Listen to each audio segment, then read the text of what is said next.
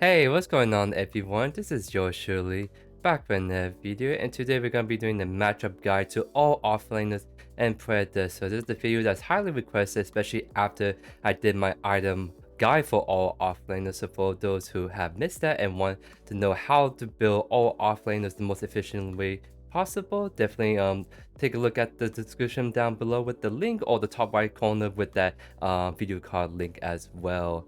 But for the how we're gonna be like doing the offlane matchup guide today is we're essentially gonna run through all the offlanes one by one, talking about the good matchups for the offlaner, some skill-based matchups where it's like neither side has an inherent advantage and it comes down to player skill, and lastly the bad matchup, the kind of matchup you want to avoid picking this offlaner into.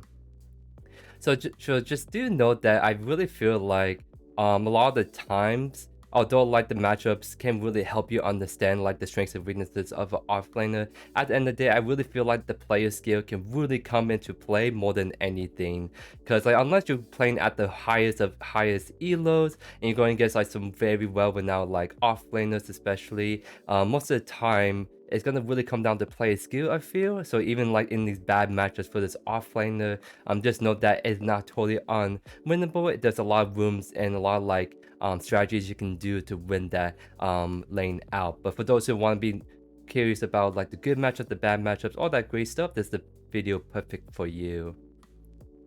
So without further ado, let's kind of jump straight into it, and we're gonna first talk about Countess right here.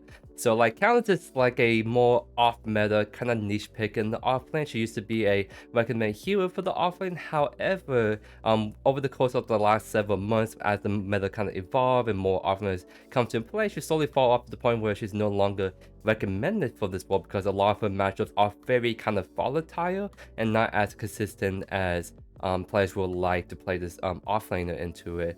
She's definitely has some good like matchups for the most part, but do note that she's definitely one of the more challenging, more like skillful kind of heroes that you need to like express to make this kind of pick work out. And so kind of matchup she likes the most, it just comes down to like the Sevarog Shinbi, the kind of like matchups where both of them are kind of scaling, because Countess is someone that is the weakest in the early game. She has ways to kind of sustain in the lane phase for the R&B heal, but when she gets into like really aggressive matchups, like especially early on by like the Kwang or Feng Mao, that's where things can get a little bit more sketchy for her to actually perform consistently. That's why the Sevarog Shinbi are good matchups, because both of them are scaling. They're not like a huge damage threat early on, so that allows the counter to really kind of scale and kind of get to the mid to late game where she starts to shine a lot more.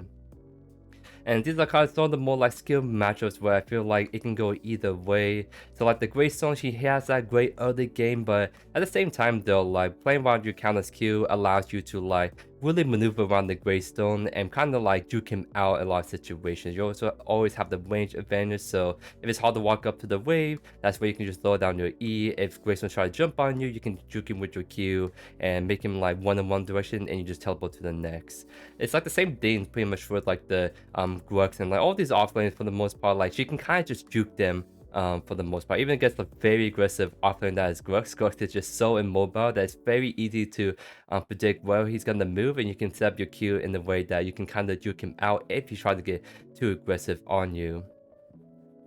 And the Serath's pick matchup is kind of like even, I would say, because she needs to kind of scale, but just note that once she kind of gets sick and starts to go ham on you, you have to be a little bit careful on the counters. But for the most part, Serath is not the highest DPS early on, so there's really just like a kind of a skill matchup in that regard.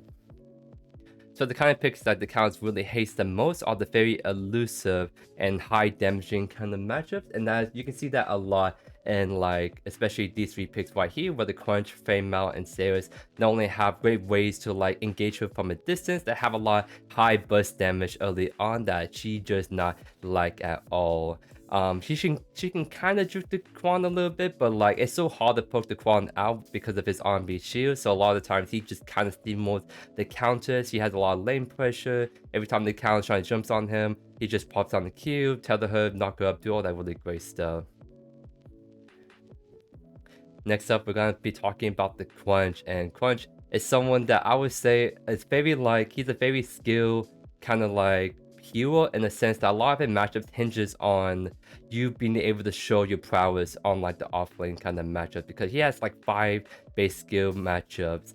Because all of them, they're all win conditions for him, but at the same time, it's not like a super free win matchup right there.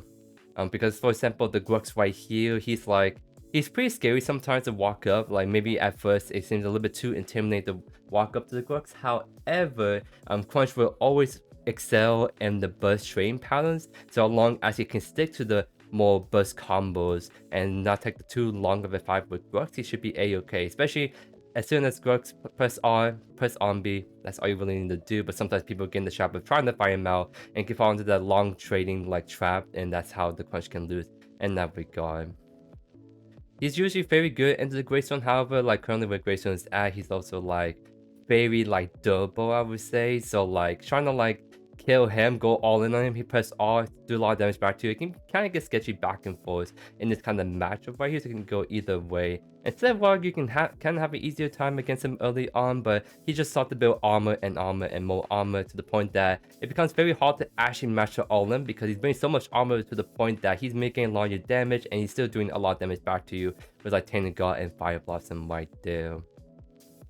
And then for like kind of like the Zarus and Kwang, both of them do the same thing that Crunch wants to do, very like burst kind of trades. I think Crunch have an edge over both of them in the longer trading patterns, but in terms of like trying to trade with them, it can be sometimes hard to match the range of the Zarus on B, or the fact that Kwang anytime he wants, he can knock you up, do all that kind of annoying stuff to you that you do not want to face at the Crunch right there. As kind of like going to the good matchups, like Feng Mao has a very like high burst damage, however, Crunch can really just go one over Feng Mao. Feng Mao really has no defensive stat he can really kind of like work with. So as long as you can get the all-in on the Feng Mao, which you can consistently get the all-in, as soon as you hit 6, you have the double on B, so Feng Mao cannot escape you. You got the knockup, you have all that really great stuff. And that applies the same to the Countess, just much easier, where she doesn't have that elusiveness. So anytime you want to just go on the Countess, you can just go and do your knockup, all that stuff. It can be very hard for the Countess to run away from you right there. As for the Zarus and Shinbi, it's the same thing, like she has just a lane dominance in the matchup. Just do note that they both scale and they can be sort of scary later in the game, but for the most part your early game is pretty much secure against these two picks. As soon as Shinbi or Zarus kind of use their mobility, you can easily catch up to them and force it all in right there. The kind of matchups that Crunch hates are like CC matchups, and the two most prominent CC matchups is the Steel and the Riktor. It doesn't matter, like you can play super well, but like because of your wind up on your Q especially and your other abilities, as soon as you get silenced or stunned, it interrupts your whole ability combo flow, and that is just so annoying to deal with that. And so Steel just does that in all his abilities. Riktor has the silence, he has the hook, he has the ultimate. Both of them are very hard, very durable, and they can actually just play very defensively very well against the Crunch and make it really hard for Crunch to gain the early game lead to kind of carry more as the game progresses to mid to late game. Next up is Feng Mao. Feng Mao is a very highly aggressive early game offlaner that also like does very well in the mid to late game. So the kind of matchups that he likes the most are like the matchups that takes more time for them to scale up. So he really likes the Countess, Sevarog, Serath, and Shinbi. All of them can be quite deadly in the mid to late game, but the early game is apparently pretty weak, and that's something that Feng Mao can capitalize on. He has a way to really wear them down over time. He has a way to really just jump on them whenever he wants. He just have a lot of options and a great way to pressure all these 4 picks right here. What starts to become more like a skill matchup for the Feng Mao comes into like these other aggressive offlaners like the Grux, Greystone, and Steel. The thing about like the Grux and Greystone matchup is he doesn't win the long trade by no other means, but in the short trading powers he actually can do super well. As soon as the Greystone or the Grux use their abilities and you can kind of dodge maneuver around them, that's your opening to go in, do your auto attack passive E kind of trade and just do a lot of quick trading, backing up immediately. Like that's not like the thing about Feng Mao in general. He does not want to take long trading patterns, and so like the kind of matchup that he really struggles in are the matchup that forces long trading patterns, or they just out poke him in the short trades right there. Because even against like the Steel, that can sometimes be annoying because it can just stun you every time once. The Steel damage is pretty like telegraph, you can kind of play around his damage output, and you can kind of joke around his B as well. So once you get to the more mid to late game portions, still can have a really hard time matching your split push pressure. He can never really catch you at the Feng Mao as well, but it's just, do know that it can still be pretty annoying. You have to be careful of the still lockdown potential on you when you're trying to like try to avoid some of the ganks by like the mid lane or jungler on the enemy team. So the bad matchups are the ones that it can be really hard to stay safe with your B, especially. So like the Crunch, for example, Crunch excels and the short range patterns, and it's definitely way 10 times better as soon as you get 6, and then once you get 6, he can kind of just run you down wherever you want. So you have to be very mindful of the fact that Crunch can double B you, catch you from your B, and you can just get forced an all-in. That can be really tough to leave out. For the Zarus just tends to do better than the Feng Mao in the short training powers, because Zarus will always outrange the Feng Mao every time Feng Mao tries to walk up and do the basic attack or like E-trade. Zarus just immediately beat him. Feng Mao passive just get lost in that instance, so it's really hard to get effective trading powers with the Feng Mao against the Zarus. And then the Riktor with his passive shield means that it's very difficult for Feng Mao to whittle down his offlaner in this matchup, so it's just like really hard to deal with that, and the fact that Riktor has so much deadly CC to the point that if a jungler decides he wants to go gank that lane, Riktor can easily set up a super easy combo, just alter you in your face, beat you, and then the whole time you CC, you just gain lay on, you're very squishy, you die, right? And I guess the Kwang too, like Kwang is like a pretty interesting matchup. For the Feng Mao, you can almost say maybe skill matchup, but for the most part, like Kwang has ways to really pressure the Feng Mao super damn well. He has the RB shield to eat up the Feng Mao poke. He has the CC to really like keep him locked down and force like longer burst trades that Feng Mao cannot escape. Feng Mao can have a way to really stay outside the Kwang range for the most of the time, but that means that in the early game you just give up the pressure and you just cannot get the snowball as good as you want, especially when Kwang's best builds are kind of like tank items. You're gonna be really hard to be able to like burst through the Kwang in the mid to late game. Next up is the Greystone, and for Greystone, he likes matchups where he can essentially stick onto people very well, or they don't have like the best early game, and he can let his early game just kind of overpower them. So in the Sevarog matchup, for example, Sevarog can be quite elusive, can be hard for the Greystone to like follow and lock down, but when it comes to like just the pressure he brings in the Sevarog and the long damage he can do, Sevarog just can have a really hard time contesting that. Every time Sevarog's trying to set up like a colossal blow or like a CC kind of setup for his team, he just presses all, mitigate all of that, and turn the table to his favor right there. Same thing for Countess, like he actually likes playing against the Countess a whole lot. Sometimes the Countess can just juke him for the most part. As soon as her Q is down or she does a misstep, Greystone just gets to pretty much kind of just walk over her. Just note that she has the ultimate to like do a lot of burst damage and prevent you from using your ultimate. But for the most part, as long as you don't take the bad like short trades from the Countess, you can kind of just take the long trades that make it really good against her. And against the Zarus too, like it's just so, because Zarus is the offlane that really requires kind of some snowballing potential, trying to get some maybe kills on the offlaner or try to scale, but Greystone can make it really hard for the Zarus to allow that. Every time she presses ultimate, Greystone can stall for time. It's just really hard for the Zarus to really deal with the Greystone for his pressure he brings in the early game.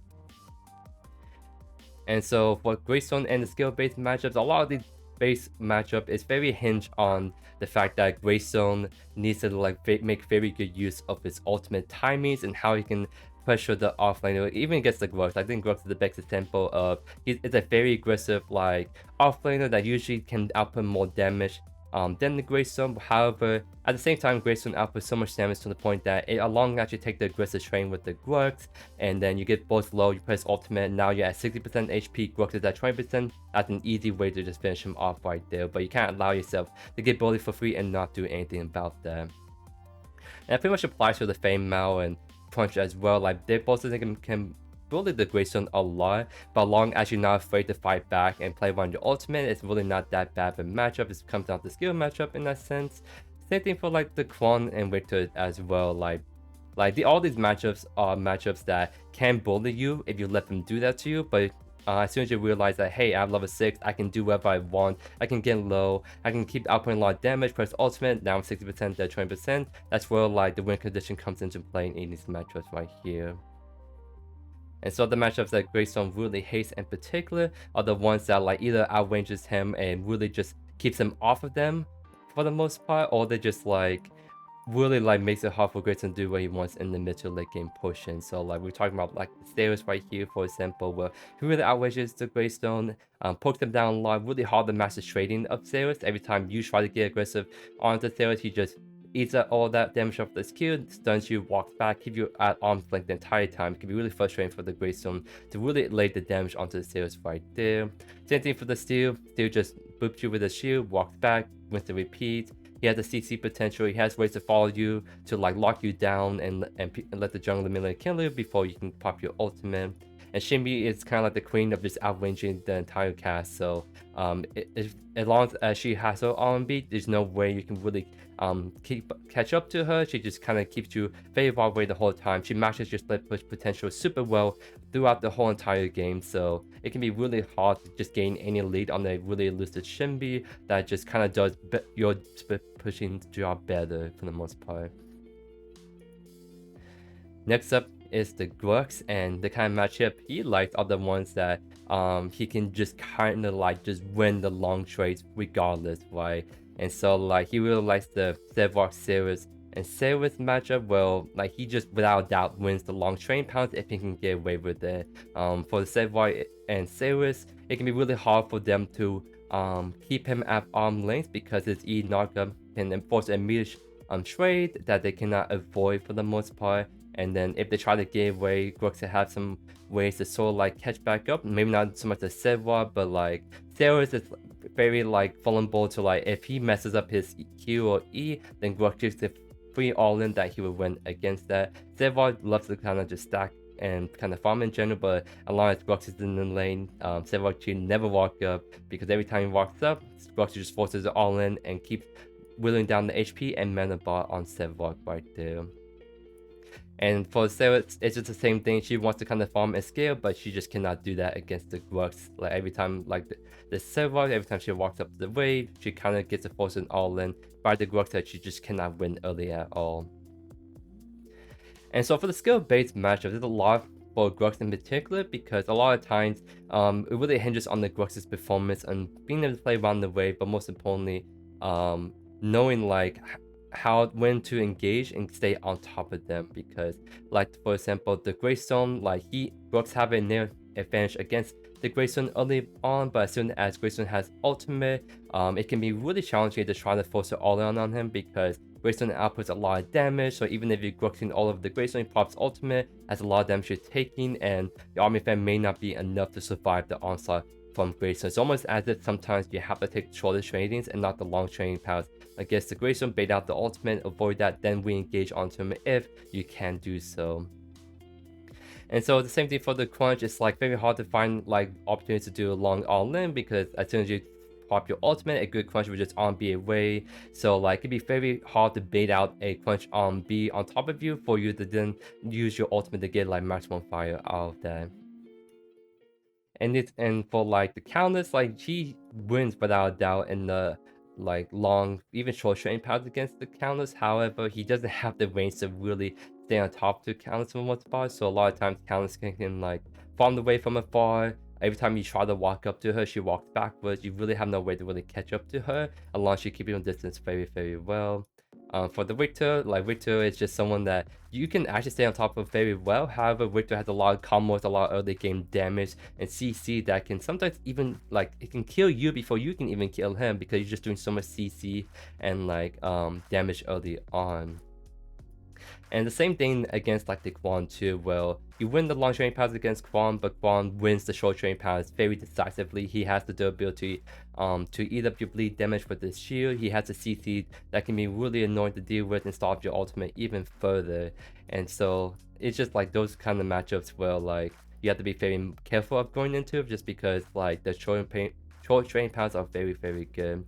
And it's kind of the same thing. Feng Mao has great short trading patterns, but even if you win the lane decisively, good luck trying to like kill a Feng Mao. Like every time he's like split pushing you one over, he on B's out, you just cannot catch up anymore. So Feng Mao can play the long haul game where you just constantly split pushing, you constantly running over, and you can never kill the Feng Mao because he's always just like instant clean waves and running away from you. So the matchups that Grux hates more than anything are the ones that like really hard to lock down due to like CC or this very long way. So like the steel right here, he has a CC just like the Riktor. He's very tanky, but more importantly, it's very hard to chase after the steel because he has some mobility. He has ways to get out of your stuff. Every time you try to train to him, he immediately stuns you, walks away. He has the shield. Really hard, really annoying to like go against the steel, I would say, as it works. And very annoying too to go against the Shinbi. Well, she's like pretty much a better Countess. Well, she has even longer range, so it's even harder to like find ways to get jump onto her. She has very good split pushing, so like she can constantly split push, and you cannot catch her at all. And she can constantly just keep bringing you down with her Qs, and get to the point where like, well, I'm half my HP, and the Shinbi is still 100 HP because I just cannot get on top of her to save my life right there. And next up right here is gonna be Kwang. And so like the kind of matchup he likes are the matchups where he can really excel in the short trading patterns and or even like have better long fights than these other heroes. So all these heroes right here, like he's someone that can really excel and beat them out in the short trading patterns. So like against the Zarus and Feng Mao, he can just B all the damage poke to try and lay on top of him. His shield can eat them up. They both take CC that he can throw on top of them. Against the steel, he actually just outstrays the steel every time because all the Kwang really needs to do is B him before the steel Bs him. So you get the damage, steel Bs him back, but then the entire damage from steel B gets eaten up by the Kwang shield B right there. So Kwang can really win the long haul against the steel. If steel tries to take a long fight, well, good luck because Kwang can just still win over the steel in the long fights as well. And for Countess, the same thing, like Countess just really can't really walk up because every time she does so, Kwang can look for an B damage range. She tries to use abilities on her, his shield eats all of that up, and then the CC that he can do to force longer trades onto the Countess, stopping her kill, can be quite deadly against her. And again, in these kind of skill-based matchups, these are the matchups where you really excel in the short train patterns, but you have to be careful about taking long matchups, I would say generally. So against the Greystone and Grux, you actually do really good in the short train patterns, but in the long train patterns, you can start to kind of lose out a bit. That'd be quite careful about when you start to take long train patterns against these heroes. Sevarog, you have a great early game advantage against him, but then as soon as you start to build a lot of magical armor against you, it gets really hard to kind of fight the Sevarog because he can have a lot of armor stack against you, make your trading, make your burst damage really not that effective against Sevarog, and Sevarog can have a lot of deceptive high sustained damage that can keep outputting against you. It just becomes one of those matchups where neither of you guys can really kill each other, but if you fight for like 5 minutes, and Sevarog can usually still come out on top because of all the armor and health he's just building against you. Against the Kwang does actually have a lot of pressure against him the first 5 levels. As soon as Kwang gets 6, things start to get pretty sketchy for the Kwang, so you very hinge on trying to get an early lead. Try to show up the Kwang a bit as much as you can early on before he starts to really kind of hit his early to mid game power spike. And against the Shinbi, like for the most part, it's a good matchup for Kwang. However, it can sometimes be tricky to like really like get on top of her, or rather like the only way you can really get on top of her every time is if you can keep looking for the Q and E combos, but that eats up your mana a lot. So I would say that for the most part, as long as Shinbi is looking the eye out for your Q, she can just keep farming away from afar and kind of start the scale and just become a very good split pusher that can sometimes be hard for the Quantum match right there. And so for the matchups that Kwang really hates more than anything is the Riktor and the Zarus. Against the Riktor, he really hates because Riktor has that early game damage to match the Kwang early game damage, but more importantly, Kwang's very like in burst kind of like character early on, and Riktor's passive will always eat up a lot of that damage for free, so it can be really hard to wear down the Riktor, and his CC can just be really hard for you to deal with if you're trying to all in on him as the Kwang. Against the Zarus too, is like Zarus just outranges like the Kwang very heavily, and so it'd be very hard to walk up and beat him because Zarus just steps back beat you and he's outside your range. even if you get a tether onto the Zarus, all Zarus really need to do is press Q, eat up all that damage up from his shield reduction right there, stuns you, and then he can actually win the long train pounds after your build is on cooldown. So these are the two matchups that are the most challenging on Kwang to be very careful of, especially in the early game. Next up is going to be the Riktor, and Riktor is going to be a very interesting hero if you have seen all the other previous heroes that we looked at, because I actually don't think Riktor has like a super bad matchup. And like that sounds a little bit weird, but that's also because I think Riktor is probably one of the most skill intensive heroes. He actually has a very excellent kit for 1v1s and being able to like really outplay his opponents. But that means that he's a hero that you have to be very careful of playing, because he's not like a easy Grux kind of character where you can kind of win matchups for free. Like a lot of the times, like you have to be the better player and be very skillful on where to actually win against these offlaners. But even if you do that, what kind of makes him a little bit tricky is the fact that he's very vulnerable to ganks in the 1v2 scenario. So that's like that's the two biggest reasons why Riktor offlane is kind of like not almost hit or miss, but why he's not like the recommended premium hero for offlanes, because he's very skill intensive and he's very vulnerable to like outside influence like the mid lane and jungle just ruin his day right there. But let's talk about his good matchups right here. He likes matchups well. He can just have so much like prominence in lane. He can eat up the burst kind of combo, so like his passive shield alone makes him win against all these kind of picks, because all these picks like to take short train pounders for the most part, but his passive can eat up all that damage, so it can be really hard for these kind of picks to really wear him down end lane. He's also have CC that all these picks hate for the most part, especially against the Crunch, where Crunch does win out the longest train pounds against the Riktor. But the thing about Riktor is he has almost a lot of CC that can keep interrupting Crunch, stop him from doing his combos, and can actually just edge out in those Crunch and those long train pounds, as long as the Riktor can keep laying that CC silences on top of that Crunch right there. And so for the skill based matchups, these are the matchups where I would say like most of them, like not most of them, I would say like some of them he had to play actually pretty defensively, in the sense that against the against like the Grux and the Greystone,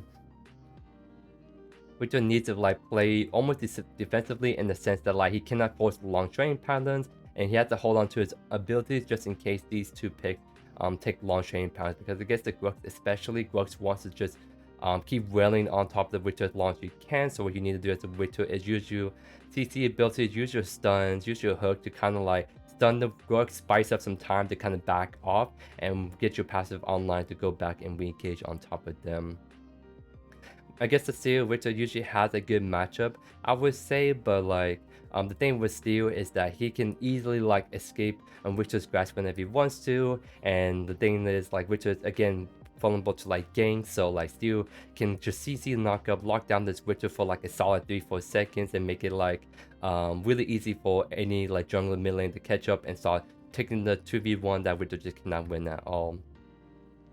I guess the Countess, he does like win like the long train patterns. He has ways to sort of like force engagements on Countess, but Countess have a lot of ways to kind of juke the Riktor abilities. She has ways to kind of farm, so like Countess really not a pick that can really like kill you necessarily, but she can also be kind of hard to at the same time like really like lock down and try to kill, I would say. And so for the Sevarog, kind of same thing, where like Riktor has a great early game against the Sevarog, but Sevarog can make it hard for the Riktor to find that kill on top of him, as long as the Sevarog has his abilities up. And Sevarog does kind of outscale the Riktor as the game goes on, so like his early game starts to kind of lose out against like the Sevarog as the game goes on more and more. And same thing about Shinbi. Shinbi does the same thing counts, where like Riktor can win the all-in against Shinbi a lot of times, but Shinbi at the same time will never get in the situation with Riktor where she gets in the all-in because of her range advantage she has against this pick right here. And for Serath, so this is a kind of interesting pick right here. Like Serath is kind of like an off-meta pick, in the sense that a lot of the matchups are kind of bad for the most part, but so like in these bad matchups you want to avoid picking into them. So like as long as you don't get these matchups in your lane, Serath can actually consistently come out on top and start become like a very deadly offlaner. So the good matchup she likes a whole lot are the ones that she can like have that early game advantage, where like even though early game damage from Zarus is not the strongest, like it's still stronger than these kind of picks right here against the Sevarog, the Shinbi, and the Countess. And even gets a steal, like her early game damage can match early game damage with steal, but more importantly she can just juke a lot of stuff. So every time steal try to walk up and B, use your Q, you can dodge like his CC abilities and make it really hard for steal to actually like pressure and kill you in early game stages.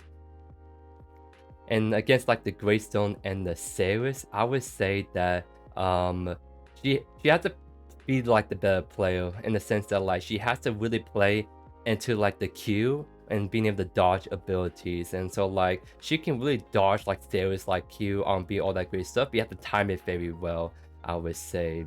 And against the Greystone, like there's not really stuff you can really dodge other than staying off of Greystone, like using your E to like get away, but know that the Greystone on B can catch up to you, and you have to be very careful about that.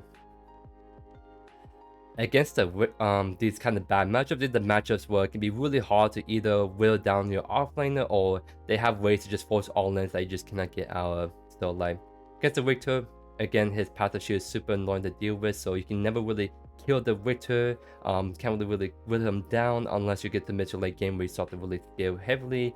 Kwang is someone that you can sort of outplay. Like I almost want to say this is sort of like a more skill-based matchup. At the same time, one misstep and then Kwang double on beats you, forces a all-in that you just cannot win early on.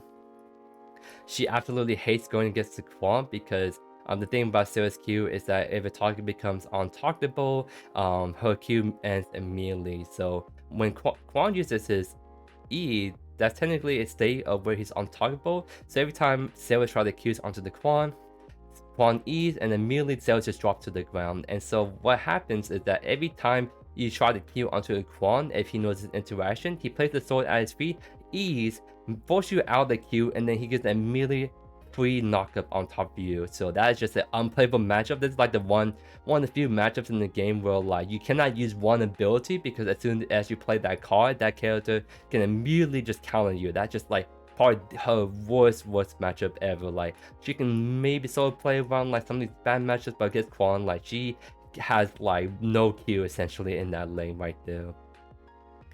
And so against the Feng Mao, again, Feng Mao has a lot of early game damage that it's hard for the Zarus to match. Feng Mao can just chase after the Zarus. Mid to late game, Zarus starts to come out on top, but like the early game damage threat by Feng Mao is very difficult. Same thing for Grux, where like just very hard to like deal with that early game damage threat. Grux can even like sometimes predict which way you're gonna E, and then he can actually catch up to you for once as a slow runner he is, and that's just something you do not want to get into right there.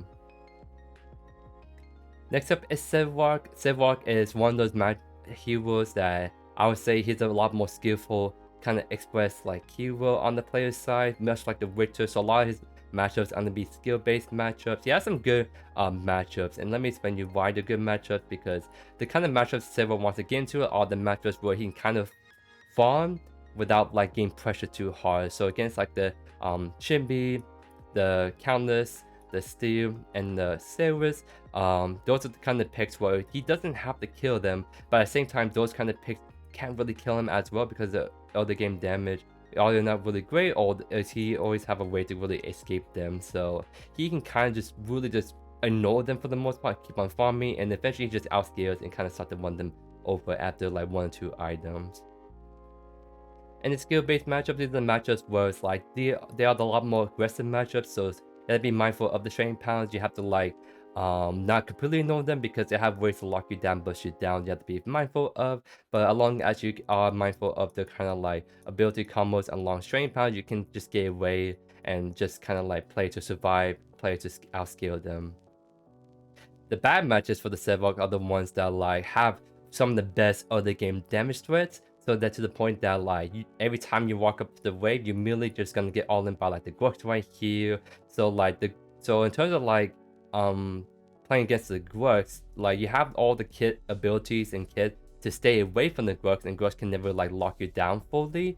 But at the same time, he has so much pressure in lane, and he has so many ways to punish you, to the point that it can be really challenging to farm your stacks against the Grux, and that's how the Grux can win the matchup against Sevarog in the long run. Same thing for the Feng Mao. It's like he has a lot of that damage threat like the Grux. He has a passive that does your like based on your like current HP, so it's just like he just someone that exudes a lot of pressure, and like maybe you can sort of slowly outscale him in the mid to late game, but he just someone that also denies a lot of stacks on top of you. Next up is going to be the Shinbi. Shinbi is like a very weird one where she's have like a lot of bad matchups and some like skill matchups, but she also has some good matchups. And the part of it is due to the reason that she has some really great range, and that allows her to farm safely from afar and play for the most scaling aspect for the mid to late game. A good example is against the Grux, where Grux clearly wins the all-in against Shinbi in the early game, but good luck trying to get Grux to jump onto the Shinbi because you just outrange him on your base kit, and if he commits everything to get on top of you, you have your double dash to get away from him. So, and eventually once you get to the mid to late game, you just constantly split push. Grux runs over, he defends towers, but even if he's defending tower under his own, you can constantly just keep poking him down with your Qs, and all of a sudden Grux is like 50% HP, and you're still very healthy if you're very confident in your split pushing strategy. Same thing gets the steal, where it's kind of like this is a matchup where you can actually walk up to the wave a lot. If you try the on-B, that's where you can use your E to kind of eat up some of that damage right there. But more importantly, become a split pushing menace, so like Steel constantly has to defend his wave against you, but like at the same time he can never get on top of you and actually kill you and punish you from like constantly split pushing in those games. She's also very good in the Sevarog, where like she can actually just walk up to the wave permanently because Sevarog doesn't offer all that like early game like threat to her, so like she can kind of like actually farm publicly against the Sevarog matchup, and if she can kind of just farm super well, and that's a matchup that she just absolutely loves. And same thing about the Greystone and Grux, where like Greystone wins the long training pounds, but she doesn't necessarily have the best way to lock you down. Like one small misstep by the Shinbi can sometimes get her in a little trouble, but at the same time you can constantly keep poking down the Greystone with Qs, and he just can't really do anything to stop that from happening.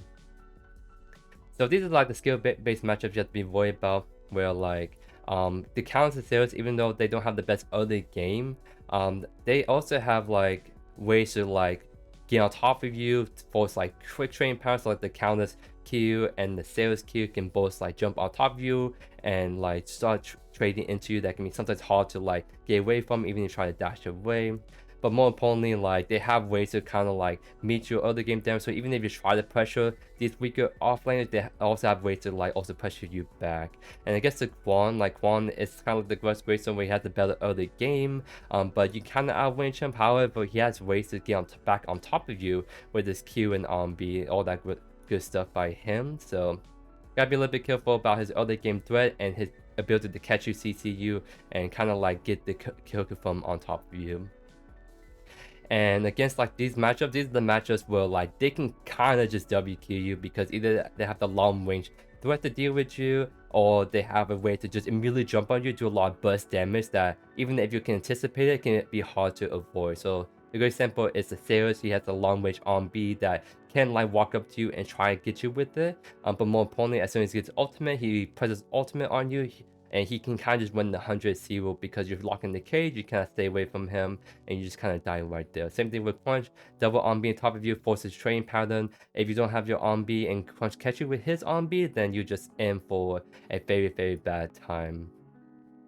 And for the Riktor, he can keep eating up your Qs with his passive shield. He has ways to like cook you and like force train power against you that can be really hard to deal with. And then Feng Mao is like, he looks at you, he immediately puts on B, QE, and then that's a lot of damage you're taking that you just could not avoid right there. Next up is gonna be the Steel, and Steel is someone that actually have a lot of good matchups. That's sort of why Steel has always been like a top 2 offlaner for the most part, because a lot of his matchups are like good for the most part. So against the Crunch, like these are the 3 really aggressive like picks that he does so well into it, because his defensives are just super good. Every time they try to get too aggressive on top of him, he just on Bs, stuns them, do some burst damage, and he walks away. And then more importantly, he has ways to lock those 3 down, so he can set up a perfect gank for your jungler mid lane to kill them.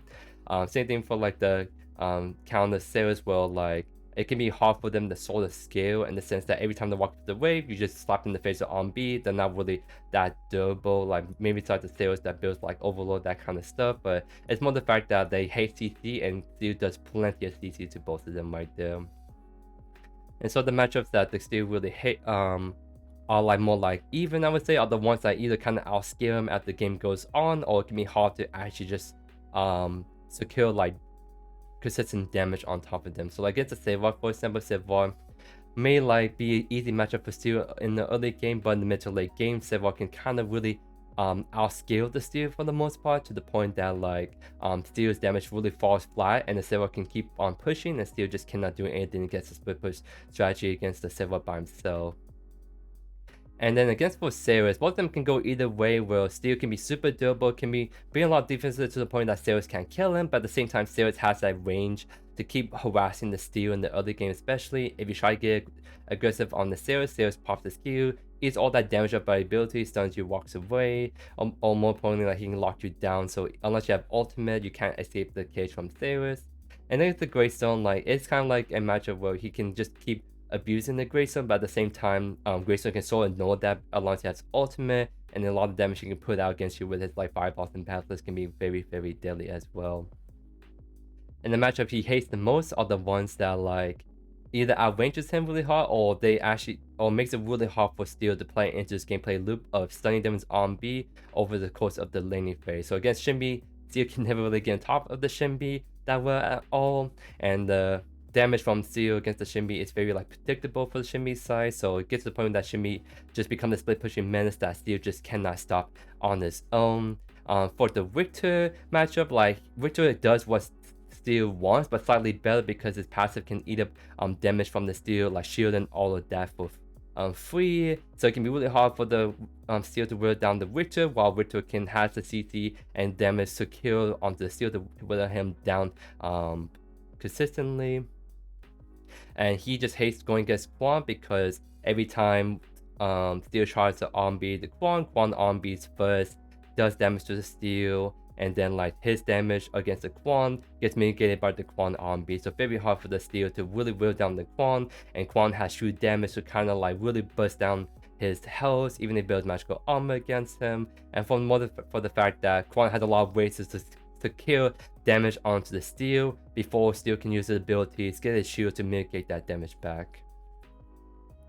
Last but not least, we're going to be talking about Serath White Hue. He's a very like lane, prominent, like dominant kind of hero. He has most of his matchups are like very good, I would say, and so like half of them are like very good, the other half are like skill matchups, but on even skill level, Serath can usually edge out in those kind of matchups right there. So he really likes to abuse like really weak early game heroes, so he loves to go against the Serath, Countess, or Shinbi, where he can kind of just keep wailing on them and do a lot of damage to them. They don't have durability, they don't build physical armor against them, so his damage will always be quite deadly against them. Early, mid, late, doesn't matter. Against the Feng Mao has early game damage threat. However, every time Feng Mao tries to walk up to the Serath on beats, the Feng Mao disables the passive, and then if Feng Mao gets too aggressive, you can just eat up like his damage rating with your Q, slap in the face, and do a lot of damage right back at him. So in these skill-based matchups, these are the matchups where you have to be very like good on your Q, especially to win these out.